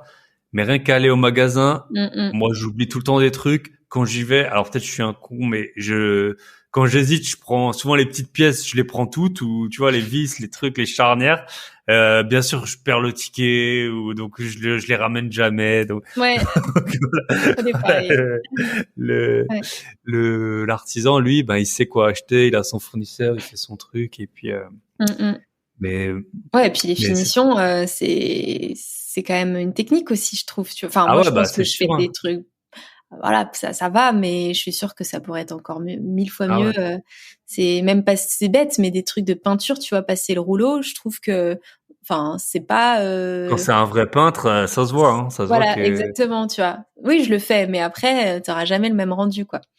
Mais Hmm. ouais, donc c'est bien. Mais en fait, moi, je voulais aussi. Enfin, je trouve que c'est vachement bien de faire soi-même parce que quand je regarde, j'ai validé des devis pour mon premier investissement. Je savais même pas ce que c'était, tu vois, genre Hmm. ratissage, machin. Et là, je sais que effectivement la Hmm. peinture c'est cher, mais parce que ça prend beaucoup de temps. Enfin, toute la préparation des murs. Et j'avais envie d'avoir ce contrôle pour être capable de challenger des devis. Tu vois, même sur l'électricité, même si j'ai jamais fait, aujourd'hui, je suis capable de dire non mais ça sert à rien ou on le met pas ou machin. Euh, et ça, je pense que je ferai sûrement pas les travaux, pas autant en tout cas pour les prochains, mais que c'était essentiel de commencer. Ok. Ouais, En fait, on n'en est pas. Donc, sur les réseaux. Si je me trompe pas, tu te présentes en digital nomade et que tu as acheté ouais, 16 appartements en un an. Donc voilà. Moi, je disais que j'en achetais 5 par an. Petit joueur. Donc toi, tu as acheté 16 appartements en un an. Bah, tu peux nous raconter un peu l'histoire, comment on en arrive ouais. de un Pinel, donc le truc le plus Oula, passif, ouais. le moins rentable, moins de Grand écart. travaux, Mm. à 16 appartes. Ouais, et bah écoute, comme on en parlait avant, j'avais pas du tout prévu d'acheter 16 apparts en un an, mais alors vraiment pas. En fait, à la base, je cherchais donc des immeubles parce qu'effectivement, je trouvais que c'était beaucoup moins chronophage. Enfin, tu vas une fois chez le notaire, une fois chez le banquier. Je me suis dit, tant qu'à faire, autant le faire pour plusieurs. Et avec le recul, je suis d'autant plus contente que je vois que la copro, c'est quand même assez pénible. Et voilà, à chaque fois que tu veux un truc, tu sais pas les travaux qui vont tomber. Et puis, bah, pour le Airbnb, par exemple, faut toujours avoir l'accord. Donc, il y a ces avantages-là. Et en fait, je cherchais, j'avais mis toutes mes alertes sur le Bon Coin, sur Se Loger, aller à 300 000, 350 max, mais en mode, je vais négocier, quoi. Moi, je voulais un projet à 250 000. Donc, en fait, j'ai visité au moins plus de 10 immeubles allez, on était autour de 5 silos. Je cherchais idéalement que de l'habitation. Et voilà, j'avais pas du tout prévu. Et là, un jour, mais d'ailleurs, en fait, c'était avant de partir à Zanzibar, je m'étais dit, je prends pas mes billets tant que j'ai pas trouvé d'immeuble, parce qu'en fait, je me suis dit, je vais repartir. Donc pendant un mois, je vais être à l'étranger, je vais pas pouvoir visiter. Le temps que ça met pour lancer le compromis et tout, ce serait tellement bien si j'avais trouvé un truc et ensuite je pars. Et d'ailleurs, à Zanzibar, je gérais les diagnostics. Je me rappelle, j'ai appelé les diagnostiqueurs sur la plage. Enfin, c'était n'importe, voilà. Euh, et du coup, je vois cette alerte de 16 apparts, de 15 apparts, pardon, puisque du coup, j'avais acheté un T4 en plus, c'est pour ça qu'il y en a 16. 15 apparts, donc en fait, ces deux immeubles, ils sont mitoyens. Bah, d'ailleurs, actuellement, je loge dans un des apparts. Donc, il y a un qui a 11 appartements, l'autre qui a 4 appartements, et ils étaient vendus par le même propriétaire. Et puis je regarde comme ça, tu vois, c'est le projet était affiché à 624.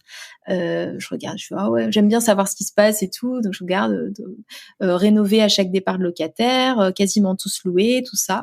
Je fais oh là là, trop bien celui qui peut visiter ça, il a trop de chance et tout. Puis là, je ferme mon téléphone et puis bon bah comme je suis, enfin je pense qu'on est un peu tous pareils, le truc cogite et tout.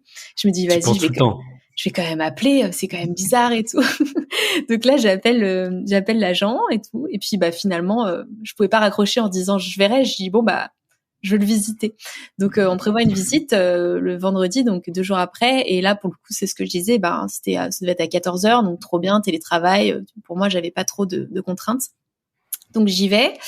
Et en plus, j'y vais, je fais l'aller-retour et je crois qu'il me fait visiter 2 appartes. Et en plus de ça, il y avait un mec avec nous parce au dernier moment, il me dit oui, j'ai une autre personne qui est venue. Et là, le mec, il me dit, on discute à la fin et tout, tous les 3. Et puis le mec, il dit oui, je suis marchand de biens. En gros, il dit devant moi, j'ai le cash pour payer cash. Je sais pas quoi, j'ai une société. Tu sais là, les sociétés où il y a participation un peu de chacun qui achète. Enfin, je sais pas si c'est une SCPI ou c'est un truc un peu un fonds d'investissement. Enfin, j'ai pas tout compris. Tu vois, moi d'ailleurs, je connaissais pas grand chose sur toutes les solutions de financement. Alors moi, j'étais là et je me disais non mais en fait, qu'est-ce que tu fous là? Mais enfin vraiment, je veux dire, à côté des mecs comme ça. Non, mais si tu vois qu'il est là, lui, c'est que t'es au bon endroit. C'est ça qu'il faut te dire. Mais ouais, déjà un peu, par contre, avec le recul, je me dis marchand de biens, c'est bizarre. Le truc, il est quasiment tout loué. Donc, c'est-à-dire qu'il revend avec les locataires en place et tout. Et je me dis, mais tu sais, j'avais limite honte. Je me dis, mais en fait, j'ai fait perdre leur temps aux gens, mais je suis pas du tout je suis dans la cour des grands, là. Enfin, tu vois, je m'en voulais. Je me disais, mais qu'est-ce que je suis allée visiter ça? J'ai fait perdre son temps à tout le monde. Et puis au final, j'ai fait une offre. Donc, je l'ai faite à 600. Parce qu'il y avait quand même un petit peu de travaux, donc en gros l'enveloppe travaux, parce qu'il y avait 2 appartes vides à refaire. Finalement les jours passent et tout, et puis c'était un agent. Alors il faut savoir, après j'ai eu beaucoup de galères, surtout sur la période d'achat. C'est-à-dire qu'en fait d'ailleurs toutes les galères qui m'arrivent maintenant, pour moi, j'ai tellement galéré avant que je me dis c'est pas grave, au moins j'ai les immeubles. Donc après s'il faut faire des réparations, des machins, tu vois, je sais pas comment expliquer, mais je les vis mieux. Et c'était un agent, j'ai l'impression qu'il était un petit peu partisan du moindre effort, donc il avait pas trop envie de se Sérieux, bouger. il y en a. Non. Voilà. Non, mais vraiment, il y a des trucs où il me disait, je vais faire l'effort de venir. Ou les diagnostics, c'était à moi de gérer. J'ai dû faire venir la mairie pour les trucs assainissement. Enfin, c'était n'importe quoi. Et du coup, en gros, je pense que, je suis pas sûre, hein, mais je pense qu'en gros, il avait peut-être pas fait 10 000 visites. Donc, il a fait passer mon offre. Finalement, je l'ai eu à 608. Et là, je sais pas, je me dis, je vais tout donner et je vais aller voir la banque. Donc, alors, je suis passée par 2 courtiers. En fait, T'as acheté toute seule ou avec ton conjoint? Alors, en fait, à la base, j'étais partie pour acheter toute seule parce que mon conjoint, il est pas du tout passionné par l'immobilier. Jusqu'à maintenant, j'avais investi toute seule, donc en nom propre. Et là, donc, je fais les simulations et puis je me rends compte que, ça va pas du tout en nom propre. Donc, il faut que je crée une SCI. Et du coup, j'ai demandé. Fallait m'appeler. C'est même pas, c'est 40 000 € l'appart. Ouais. Non, mais du coup, mais alors j'ai appris entre temps que tu pouvais créer ta société. Ça, je m'y connais pas encore assez, mais pour t'associer avec. Mais à l'époque, je me dis, il me faut quelqu'un pour m'associer. Donc, je suis allée voir mes parents qui sont des flippés de livres. Enfin, eux, ils ont jamais eu. Non, j'exagère. Ils sont pas du tout maman, flippés. 600 000 €, ça vous dit? À l'époque, non, mais à l'époque, maintenant, ils sont, enfin, c'est ouf. Maintenant, mon père, il met trop dans les travaux, il m'encourage de ouf et tout. Mais à l'époque, je me suis dit, concrètement, comment ça va passer, quoi, la négo, là, ça va être compliqué. Pour leur dire, est-ce que vous pouvez investir avec moi dans 600 000, sachant qu'en fait, je leur ai demandé d'avoir 1% départ. En fait, je voulais juste quelqu'un qui puisse créer la SCI avec moi. Et mon conjoint, à l'époque, il était, je crois, il était en reconversion. Je sais plus s'il était en CDD ou en freelance, mais je me suis dit, c'est quand même mieux d'aller voir la banque, 3 CDI. Ma mère, elle est fonctionnaire. Voilà, c'est sûr que ça m'a vachement aidé. Par contre, je voulais pas qu'ils mettent un seul centime dans le projet, donc j'ai mis tout l'apport nécessaire et tout. Je voulais surtout pas, et j'avais besoin quand même de quelqu'un pour créer la SCI. Et franchement, ils ont accepté. Donc j'étais hyper surprise, mais ils ont accepté. Et du coup, effectivement. Et tu l'as fait en SCI par rapport à la fiscalité des locations ou par rapport parce que souvent les banques elles calculent différemment les endettements en fonction Alors à l'époque, il me semble que c'était le moment où la SCI elle commençait à basculer dans le calcul classique. Tu vois, ils m'ont dit maintenant on fait plus d'exception. Donc non, j'ai pas eu de. C'est juste que du coup, comme il y avait 3 dossiers, ça renforçait. Et trois dossiers. Alors par contre, effectivement, je suis allée voir les banques avant le compromis, et là, tout le monde était, mais c'est génial, il faut qu'on s'associe, machin. Enfin, tu sais, sur le ton de la rigolade, mais genre en mode, moi, je me suis dit, tranquille et tout. Il y en a au moins 5 qui me disent oui. Je suis allée voir tous. Ma Crédit Agricole, ma banque, Crédit Mutuel, enfin la banque postale, tout. Et aussi, je suis passée par 2 courtiers au cas où, tu vois, je voulais tout activer. Et j'étais assez contente parce que ces courtiers-là, ils m'ont dit en gros, Il y en a même un, il m'a dit, il y a pas mieux que toi pour défendre le projet. Parce que tu sais, j'étais vraiment, je savais pas, je disais, est-ce que je passe par un courtier? Est-ce que je fais moi? J'avais trop peur de me planter. Et en gros, il m'a dit, bah, si tu veux, moi, je m'occupe de telle banque. Et telle banque, j'ai aucun partenariat avec eux. Donc, si tu veux, tu les fais elles. Et puis, on s'arrange, quoi. Et puis, on se tient au courant, tout ça. Donc on a fait comme ça. Et puis au fur et à mesure, c'était le fameux taux d'usure, tout ça, le début des restrictions, banque après banque qui me dit non. Donc là, j'étais vraiment tombée de haut parce que j'avais fait que 2 investissements entre le Pinel et l'autre qui était un petit projet. J'avais acheté 60 000 hors travaux. J'avais jamais eu de refus de ma vie. Je fais une toute petite coupure. On a eu un petit souci technique à ce moment-là de l'enregistrement, mais on reprend tout de suite avec Claire. C'est bon. Donc, on a un petit souci technique. 14 jours avant la date butoir, la date d'échéance du compromis, un nom de la banque. Ouais, souci technique, littéralement, à cette époque aussi, ouais. Donc, nom de la banque, ma dernière carte, on va dire, sauf le courtier, puisque c'était ma banque. Et en fait, ce qu'ils m'ont conseillé, c'est d'aller voir une autre agence de la même banque. Donc, c'est ce que j'ai fait. Au début, je me suis dit, laisse tomber, ça va être tous pareil. Et en fait, même eux, en fait, ils avaient un calcul différent. Donc, il y a une banque qui se disait, il y a les loyers les apparts sont quasiment tous loués, donc on prend 100% des loyers. L'autre banque qui en prenait que 70. Donc, en fait, concrètement, si à mon humble échelle, je peux vous donner un conseil, allez même voir plusieurs agences au sein de la même banque parce que, je vous apprends rien, un interlocuteur, là pour le coup c'était un directeur d'agence en plus, donc il y avait pas toutes les échelons à valider tout ça. Donc j'ai reçu l'offre de prêt la veille ou même le jour même de la date butoir, mais comme je disais... En 14 jours, ils t'ont fait une offre de prêt, c'est quand même impressionnant. Ouais, du coup... Donc, un truc de ouf. Autant il y a des banques qui mettaient 2 mois à me faire une offre et là, il a mis 5 jours. Donc, comme quoi, voilà, pour le coup, tout se joue sur l'interlocuteur. On peut avoir une offre en 5 jours à 600 000 euros.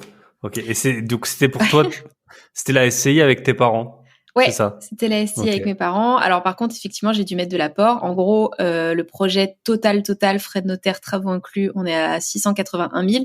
Mais même moi, ça me paraît ouf. Jamais j'aurais pensé lever autant. Et voilà, le banquier, il m'a dit, il avait un peu plus la fibre investisseur. Il m'a dit, concrètement, c'est rentable, quoi. Les loyers, là, c'est même loué, ça rembourse déjà largement. J'ai en plus un différé, donc. Mais même quand j'aurais pu le différer, ça rembourse déjà largement plus. Et il a compris enfin quelqu'un qui comprenait enfin moi et du coup 681 000 total, j'ai dû mettre 50 000 euros d'apport, donc voilà. Le notaire en fait. Je sais plus, je crois que c'était 43 000 de notaire. En fait, j'avais fait tout un business plan, j'avais tout imprimé, j'avais envoyé un PDF, en vrai, et j'avais mis mes chiffres et j'avais mis 50 000 euros d'apport parce que en général, ils me demandaient plus dans les autres banques, donc j'avais un peu mon truc et ils ont tous fait le calcul à partir de ça. Donc en fait. Je pense que la prochaine fois, je mettrai 100 000 euros d'apport, je leur ferai tout. Et puis du coup, en fait, je leur ai mâché le travail et je pense qu'ils ont aimé, quoi. Après, il y en a qui m'ont dit, non, faudra mettre un peu plus, mais là, c'est passé. Ouais, c'est vrai que tu proposes, quand tu proposes un truc, que tu donnes un chiffre, c'est toujours plus simple. Les gens, après, ils vont toujours faire au moins en fonction de ce chiffre. Il y a un biais de comparaison. Alors que si tu proposes rien, moi, ça m'est arrivé une fois qu'une banquière, elle me dise, pour l'apport, vous mettez 140 000 euros, ça vous convient? Et là, je lui dis, on va peut-être un peu discuter. Donc, voilà. Ok. Donc, et tu peux nous dire un peu les chiffres, combien ils rapportent, combien ils va rapporter? Ouais. Là, c'est encore un peu provisoire parce que justement, j'évolue beaucoup. Et à un moment, je me suis dit, on m'a dit oui, ça fonctionne bien le Airbnb. Je voyais tous les chiffres des gens qui font du Airbnb, donc je me suis dit, en fait, il y en avait 4 qui étaient vides. Donc au début, je voulais en mettre 2 en Airbnb pour tester. Et finalement, il y a un moment où je me suis dit, vas-y, j'en mets 4 parce qu'en plus, il y avait des T1, T2, donc je voulais un peu essayer les 2 formats. Et là, en fait, après, je vais donner les chiffres, mais je commence à changer un peu. Je me rends compte qu'il vaut mieux avoir des loyers un peu plus faibles, surtout dans la phase où je suis, c'est-à-dire beaucoup de travaux. Voilà, j'ai pas trop le temps que ça s'installe bien. plutôt que d'aller chercher la course à la renta et du coup voilà de mettre plus de temps à les décorer et les meubler. Tu vois, je me suis dit vaut mieux que je sécurise un peu, ne serait-ce qu'aussi pour les prochains investissements où la banque elle aime bien que t'aies des loyers fixes. Alors du coup les loyers estimés, en gros si je louais, là tout est loué en nu sauf un que je viens de mettre en meublé justement où je voulais le mettre en Airbnb donc je l'avais meublé et j'ai changé d'avis. Alors, si tout était loué en nu, attends, parce que du coup, quand je l'ai acheté, je crois qu'on était à 6002 sachant qu'il y a 4 parkings en plus qui sont loués, je crois, à 30 €. C'est pas hyper élevé. 6200 de loyer hors taxe. Là, du coup, Hors charge, tu veux dire? Ouais, hors taxe, hors charge, ouais. Et là, du coup, j'avais estimé à peu près. Alors, j'avais visé quand même assez bas en Airbnb parce que c'est pas non plus une ville hyper touristique. Et puis, surtout, je voulais pas être trop optimiste. Mais en gros, on était à 7002, 7005, je m'étais dit. Après, frais de conciergerie, hein, parce que je trouve que j'aime bien les enlever, sinon ça falsifie un peu. Donc, on était sur une renta à peu près à 13% brut et 10% net. Ça fait quelques mois que j'ai plus calculé les chiffres, mais en gros c'était ça. Sachant qu'il y en aurait deux en Airbnb, mais voilà, comme je te dis, là je pense que c'est sûr que j'en mettrai deux, ne serait-ce que pour moi c'est hyper pratique d'avoir un pied-à-terre dans lequel je peux revenir. Voilà, si je suis sur place. C'est vrai, c'est pas idiot. Ça c'est vraiment bien. C'est loin de ta zone d'origine, mais au moins vu que tu as cet avantage du travail en remote, c'est pour les chantiers, c'est top. Et puis il faut pas oublier que j'ai pas de logement, c'est-à-dire que comme on est nomade, non mais après là c'est le projet, tu vois. Mais à Chambéry, on avait la chance d'avoir de la famille qui sont parfois beaucoup en vadrouille aussi, tout ça en voyage, donc ils avaient la mère de mon conjoint qui pouvait nous laisser son appartement, parfois plusieurs mois. Mais en soi, on n'a même pas de location nulle part en fait, donc c'est un peu. Moi j'aime bien, hein, je suis sur place pour les livraisons, tout ça, tu peux récupérer. Trop pratique, quoi. Ouais. Ça change tout. Ouais. Ah bah top. Donc ouais, tu rembourses, t'as quoi? T'as un prêt à 3000 € à peu près? 3040. Alors ça pour le coup, je m'en rappelle pas exactement. Ouais, 3047 à assurance incluse. Et là, j'ai un différé, donc je rembourse à peu près 740 € de mensualité ça fait mal. Tu te rends compte la hauteur des intérêts, mais bon, c'est. Ouais, voilà, encore là, si je fais le hein. calcul vite fait, t'as dû avoir un taux J'étais entre à 1,5 et... Ouais, 1,51. Voilà. Ouais. Ouais. Ah ouais, tu calcules de tête comme ça. 600 fois 1%, ça fait 6000. Ça fait. Ouais, mais c'est pour ça, moi, je suis comptable à la base. Hein. Ok, top. Par contre, je pourrais pas te dire. Là, j'oublie complètement les couleurs de tout, même mes propres meubles et tout. Il y a plein de trucs. Chacun son truc. J'ai une super bonne mémoire pour des trucs, mais pour d'autres, c'est pour ça que j'ai toujours des brosses à dents roses, parce que personne n'a des roses, et moi, je sais toujours que c'est la mienne. Voilà. Top. Et donc, il y avait combien d'appartements à refaire là-dedans? Alors il y en avait 4 de libres, 2 à refaire, vraiment tout refaire quoi. Et par contre entre-temps, et c'est aussi pour ça tu vois que j'ai un peu changé de stratégie, il y en a un qui s'est libéré et là il était à refaire. Alors il y a un petit peu moins de travaux parce que ce qui est plus chiant c'est la salle de bain, et là pour le coup la salle de bain c'était juste un peu de faïence. Mais il y a ça, je me suis rendu compte vraiment un truc qui m'a marqué, c'est je me suis rendu compte que c'est pas grave si tu vois, quand je regardais, je faisais mes BP, je me disais, si telle personne, elle part, je pourrais augmenter le loyer de temps, en gros, ce serait bien, quoi. Mais en fait, là, je me rends compte qu'avoir des locataires bien, qui payent et tout, c'est précieux. Et tu vois, typiquement, là, c'est bête, mais comme je suis sur place, je vérifie que c'est toujours bien nettoyé. S'il faut, je nettoie les parties communes. Bien sûr, le but, c'est pas de le faire, hein. C'est pas de le faire à terme, mais tu vois, je me suis dit, plutôt que d'augmenter les charges et de prendre des sociétés de nettoyage, bim, tout de suite quand j'arrive en tant que propriétaire, je trouve que c'est le but, bien sûr, c'est d'avoir la renta la plus haute pour pouvoir continuer d'emprunter, mais finalement, au début, je comprenais pas trop. Je me disais pourquoi avoir des locations vides, quel intérêt quand tu peux booster ton loyer. Mais tu vois, maintenant, je comprends. Moins de turnover. Il y en a, ça fait des années qu'ils sont là. Ils ont même fait des travaux à leurs frais dans les appartes. Et je change un peu aussi à ce niveau-là. Ouais, c'est ça. Moi, j'ai très peu de locations courte durée. J'en ai que 2. Et c'est pas sans raison. Et c'est vrai que c'est pareil entre quand tu refais tout un appart, enfin, après, ça dépend combien tu refais, mais si tu payes, je sais pas, 15 000 euros de chantier pour refaire cuisine, salle de bain, un peu le sol, quelques trucs, t'as beau augmenter le loyer de 100 euros jusqu'à récupérer tes 15 000, et puis une fois que tu les auras récupérés, Mais oui. tu sais pas ce qu'il en reste, quoi, de ta salle de bain, de ta salle de bain que t'as refait. Donc, c'est vrai qu'avoir des biens qui sont loués, sans trop gros travaux, c'est super, super précieux. Ah bah de toute façon, la banque, elle aurait jamais voulu si c'était. Et moi d'ailleurs, je serais jamais partie sur un truc avec des plateaux avec 15 lots à créer, même si on était sur le même niveau d'emprunt, ou alors des appartements vides, ça m'aurait fait trop peur. Là, c'était vraiment le fait que ça tourne qui m'a donné envie d'y aller, quoi. Et puis la banque, ça l'a rassuré de ouf. Bah tu m'étonnes. Et les travaux, tu peux nous raconter un petit peu donc je suppose, comme beaucoup de gens, avant d'avoir des apparts, tu savais rien faire. Ah non, mais vraiment littéralement. C'est-à-dire que pour le coup, j'ai jamais eu ma résidence principale. J'ai même pas été. Enfin, si, j'étais locataire au Brésil, tout ça, mais je savais même pas les différences. Est-ce que t'avais déjà fait un trou? T'avais déjà utilisé un. Non, jamais. Okay. Mais encore, d'ailleurs, la perceuse, c'est le genre de truc, ça me saoule un peu parce il y a tellement de vis, tellement de. Trop chiant. Ouais. Chez toi, c'est le genre de truc que je délègue. Mais ah non, mais vraiment rien du tout. Et en fait, au début, on m'avait dit, tu verras, c'est plus facile que ça n'y paraît, quoi, en gros. Et en fait, je pense que c'est vraiment ça, c'est-à-dire que comme tu fais, puis tu te dis, c'est une sorte d'art plastique plus. Enfin, tu vois, c'est aussi de la logique. Alors effectivement, il y a vraiment des définitions, tout ça. Il faut une technique, mais bon, là, faut aller à l'essentiel. J'ai pas besoin que ça soit parfait.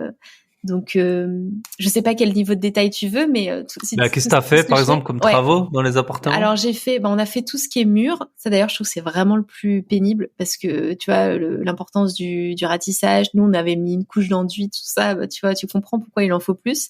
Donc, tout ce qui est mur, donc des poses de papier peint, tout ce qui est enduit. Quoi d'autre? La pose donc enlever les moquettes, mettre ça, c'est basique, mais ensuite mettre le PVC, ça pareil, c'est hyper facile une fois que t'as compris. Qu'est-ce qu'on a fait? Tout ce qui est dépose aussi, donc casser baignoire, virer les baignoires en fonte, les cuisines, tout ça. Là, la peinture, je suis en plein dedans. Donc typiquement, pareil, j'ai acheté une airless. Par exemple, pour moi, le pistolet à peinture, haute pression, tout ça, ça me paraissait un truc de pro, mais en fait, une fois que tu comprends le principe, la buse elle est bouchée, tu te dis bon ça doit venir de là et tout. Tu vois, à la base je me suis dit ouais laisse tomber, ça c'est pas pour moi, mais en fait c'est trop pratique. Tu repeins tout en blanc? Souvent quand on a un pistolet, on repeint tout en blanc. Très bonne question. Moi j'avais acheté de la couleur, je m'étais dit vas-y et tout, et effectivement c'est plus simple, surtout pour de la longue durée. Ouais, j'essaie de faire du blanc. Là hier typiquement on a posé du papier peint. Donc, je vais me mettre à la toile de verre bientôt là. Mes quarts de rond, enfin tout ce qui est finition, joint, tout ça c'est nous. Enfin, je dis nous parce que bien sûr, je suis aidée de mon conjoint et de mon père. Ce que je fais pas, ça va être tout ce qui est salle de bain. Par contre, peut-être la prochaine fois, je ferai le carrelage parce que le prix, ça fait mal. Bon, c'est quasiment plus de la moitié de la salle de bain. Donc tout ce qui est salle de bain. C'est un vrai boulot, hein. Enfin, ça prend du temps. Hein. Ouais, non, par contre, Yanni, effectivement. là, s'il écoute, un auditeur, il m'a. Il avait montré, moi j'ai jamais fait de carrelage, j'avoue, et il avait montré une petite salle de bain avant-après. Je dis waouh, trop bien. Il m'a dit laisse tomber, j'ai mis des mois. Mis des mois. Enfin, il faisait ça le week-end et tout. Bon, il a fait 2-3 autres trucs dans la salle de bain, mais. Non, mais même quand tu regardes des vidéos de gars qui font, ils le font super bien, super pro. Et après, quand ils disent le temps qu'ils ont mis. Ouais, puis comme tu disais, comme tu disais au début, il faut le matériel. Il faut, je sais pas comment on appelle ça, carrelette. Et ça, pour le coup, si tu veux vraiment des trucs de pro, ça coûte cher. Non, mais c'est vrai que quand je vois mon carreleur, il passe 3-4 jours et puis t'en as vite pour 800 €. Tu te dis, bon, peut-être que je vais faire moi-même. Mais t'as raison, c'est tous les angles et tout, c'est hyper technique. Tout ce qui est électricité aussi, forcément, je délègue, même si on m'a dit ouais, tu peux apprendre, tu vois. Pour l'instant, par sécurité, je préfère que ça soit géré par un pro.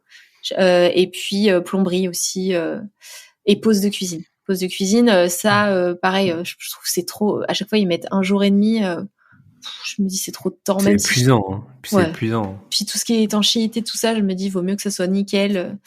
Euh, Ouais, donc puis si t'as le finalement, j'ai plan de l'impression de travail que pas tu faire dois couper grand-chose. pour, si tu dois couper le plan de travail pour l'évier, c'est toujours Ouais. un gros stress. Mm.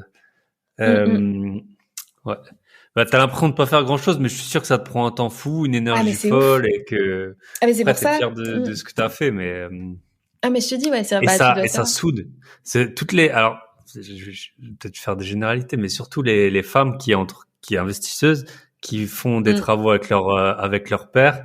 J'en connais quelques-unes, et j'ai l'impression que c'est vrai que quand tu vieillis, tu passes de moins en moins de temps avec tes parents parce que toi Mm. t'as ta vie et tout, et c'est vraiment un bon moyen de passer du temps avec son père et de rapprocher les Ouais. liens Ah mais c'est père-fille. incroyable. Ouais, franchement, je pense que tu peux pas mieux résumer. Effectivement, j'ai l'impression de passer des moments privilégiés. Bon, alors lui, je sais pas parce que je lui demande de faire.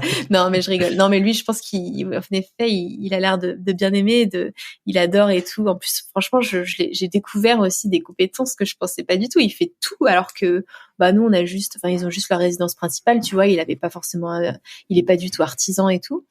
Et enfin, les géomètres, par contre, ça aide de ouf Mm. parce que je me rends compte que dans les travaux, il y a tellement tout ce qui est bah, coupe, découpe, même le sol et tout. Oh, Mm. quand même, moi, j'ai aucune patience avec les mesures. Et ouais, effectivement, tu connais tes parents quand t'es enfant, mais en tant qu'adulte, vraiment passer. Mais après, nous, on a vécu aussi une bonne partie du confinement. J'étais chez mes parents, donc pour le coup, je l'ai réalisé là aussi où quand t'as des vraies discussions, mais des longues, et que tu vis avec tes parents en tant qu'adulte, mais tu t'apprends à les connaître fois mille parce qu'en fait, tu parles d'adulte à adulte et c'est vraiment génial ces mouvements-là, effectivement, dans les travaux. Et puis après, du coup, on va tous au resto. Je paye ma tournée. Ben voilà. Et j'essaie de les remercier comme je peux. Mais ouais. Ouais. Ok. Bah top, top. Bah, je pense qu'on a fait un bon tour, hein. Voilà, Ça ouais. m'a. Bah en tout cas, tu vois, j'essaie vraiment d'avoir sur le podcast des hommes, des femmes, des gens de tous les pays, Ah bah j'ai vu, ouais. des couples, des célibataires et tout. Et c'est toujours hyper intéressant. Et moi, en tant qu'homme, j'avoue que c'est toujours hyper intéressant d'entendre des témoignages de femmes. Bah souvent vous êtes plus déter hein, que nous. Après, il y a souvent un peu le côté un peu syndrome de l'imposteur que je pense les hommes ont un peu moins. Mm, Parce que si toi tu te crois pas capable, t'as jamais de copine. C'est comme ça. Alors que les mm, femmes, elles peuvent être un peu plus timides. Nous, on apprend ouais. à faire le fake it till you make Ouais. it plutôt. Mais non, mais c'est vrai que c'est toujours très intéressant d'avoir les deux côtés et puis en fait au final on est tous pareils. Ouais. On a toujours personne n'a fait de travaux avant d'avoir des apparts ou quasiment personne Mm. et puis bah félicitations en tout cas pour ces 16 lots d'un coup hein. Mine de Bah rien merci. t'es passé de la toute petite investisseuse à la peut-être enfin les trois je sais plus t'as les chiffres tu sais de combien de logements ont les Ah ouais, ouais. investisseurs Mm. et à partir de 5 il reste déjà plus que peut-être 10% et toi t'es passé de la novice à la super avancée en Bah, un an c'est donc gentil. Après, ouais, je te dis, félicitations. bah, je pense que comme tous ceux sur ce podcast, en fait, c'est tellement une passion. Il y a plein de gens qui me disent, oh là là, mais t'as du courage de faire ça ou de faire des travaux. En fait, je dis, mais moi, le vendredi, j'attends qu'un truc, enfin, on parlait du boulot, je suis libre de mes horaires, mais je me dis vivement le week-end pour que je puisse, moi, c'est mon moment de Mmh. détente, en fait, de faire Mmh. ça encore plus, de chercher des biens, mais ça, j'adore la partie chiffres et tout. Donc, en fait, quand c'est une passion, tu t'arrêtes plus et bah c'est gentil, mais en tout cas ouais, pour le coup, si je peux passer un message, c'est même si vous êtes planté comme moi au début en Pinel ou quel que soit même au-delà de l'immobilier, quoi, qui est un autre, tout est modifiable en fait, et ça peut en un mois, vous pouvez enfin on peut renverser la tendance et Mmh. avoir changé de vie, alors que souvent quand on est sur le moment, on se dit c'est foutu, je vais en avoir pour des années ou carrément je vais jamais m'en remettre ou je vais jamais pouvoir me libérer de cette situation, et en fait bah pas du tout quoi. Mmh.